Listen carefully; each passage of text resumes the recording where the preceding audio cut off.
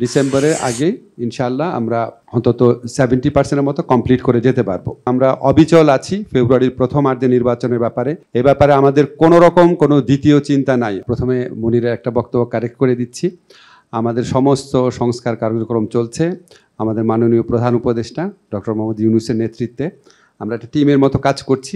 কয়েকটা তথ্য আপনাদের জানানো জরুরি মনে করছি। প্রায় দেখি আপনার অনেকে বলে যে সংস্কার কই হচ্ছে বা কবে হবে, অনেকে বাইরে থেকে বলেন ভেতর থেকে বলেন। কয়েকটা জিনিস পরিষ্কার করা প্রয়োজন।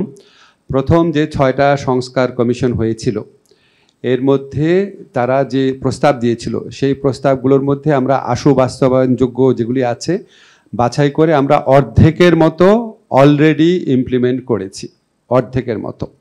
এবং আমাদের যে লক্ষ্য আছে ডিসেম্বরের আগে ইনশাআল্লাহ আমরা অন্তত 70% মতো কমপ্লিট করে যেতে পারবো। আর এখানে কিছু যে বিষয় ছিল 6টা কমিশনের প্রস্তাবের মধ্যে যেটা টাচ করে সংবিধানকে, সেখানে আমাদের কাছে মনে হয়েছে যে এটা আপনার বৃহত্তর রাজনৈতিক ঐক্যমত প্রয়োজন। সংবিধানকে টাচ করছে এরকম কোনো জিনিস তো আমরা অধ্যাদেশের মাধ্যমে বা এক্সিকিউটিভ অর্ডারের মাধ্যমে করতে পারি না। তারপর আমি ঐক্যমত কমিশনের সভাপতি আলী রিয়াজ ভাইয়ের সাথে কথা বলেছি যে কিছু বিষয় উপস্থাপন করা হয়েছে এমনভাবে যেটা সংবিধানকে টাচ করে, আসলে টাচ করে না। যেমন আপনার স্থায়ী কমিটিগুলোর প্রধান কে হবে, এটার জন্য আমার সংবিধান পরিবর্তন করা দরকার নেই, এটা রুলস অফ প্রসিডিওর চেঞ্জ করলেই হয়। বাংলাদেশের প্রথম ইমিউনিটি বুস্টার সমৃদ্ধ ফ্যান্টাস্টিক হ্যাপি এনার্জি বিস্কিট। তারপর আপনার সংস্কার প্রস্তাবগুলোর মধ্যে কিছু বিষয় রিপিটেশন ছিল, কিছু জিনিস ছিল মনে হয়েছে আমাদের কাছে খুব গুরুত্বপূর্ণ না। যেমন ধরেন দুর্নীতির কৌশলপত্র প্রণয়ন, এটা একটা রুটিন ফাংশন। তো অনেকগুলো আছে রুটিন ফাংশন, শুনলে মনে হয় অনেক 850, আসলে 850 না।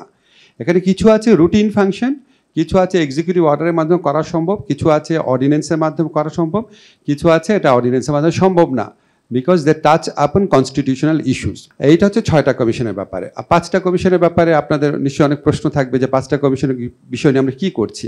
আসলে 5টা কমিশনের বিষয় নিয়ে আমাদের ফয়জুল কবির খান ভাই আছেন, আমাদের ওয়াহিদুদ্দিন মাহমুদ স্যার আছেন, ওনাদের নেতৃত্বে ওই 5টা কমিশনের কোন জিনিসগুলো আমরা বাস্তবায়ন করতে পারি সেই লক্ষ্যে ইতিমধ্যে কাজ হচ্ছে, কিছু কাজ অলরেডি শুরু হয়েছে।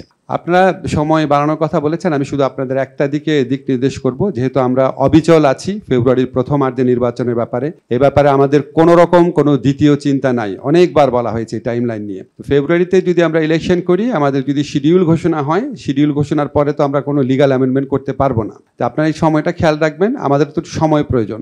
আমরা ধরে নিয়েছি যা করার আইনগত পরিবর্তন আমাদের 30 নভেম্বরের মধ্যে করতেই হবে।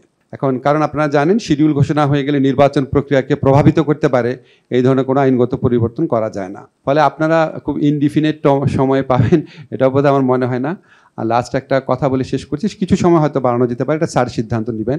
লাস্ট একটা কথা বলি, আমার কাছে মনে হচ্ছে আপনাদের কথা শুনে খুব আশাবাদী ফিল করি। আপনারা সবাই চান একটা ভালো সলিউশন হোক, সবাই মিলে ঐক্যমতের মাধ্যমে হোক। তো আমি একটা জিনিস বিশ্বাস করি, একটা হাদিস আছে, অবশ্যই কর্মের ফলাফল নিয়তের উপর নির্ভরশীল। সবচেয়ে বড় ইম্পর্টেন্ট জিনিস হচ্ছে মানুষের নিয়ত। আমাদের যদি নিয়ত থাকে যে আমরা গণ অভ্যুত্থানের যেই ঐক্য আছে সেই ঐক্যকে ধরে রাখবো, আমরা দেশকে ফ্যাসিবাদ ফিরে আসার সুযোগ কোনো রকম দিব না, আমরা আমাদেরকে বিপদগ্রস্ত করব না, এটাই যদি আমাদের সবচেয়ে বড় নিয়ত হয়, তাহলে সমাধান কোনো কঠিন ব্যাপার হবে না বলে আমি বিশ্বাস করি।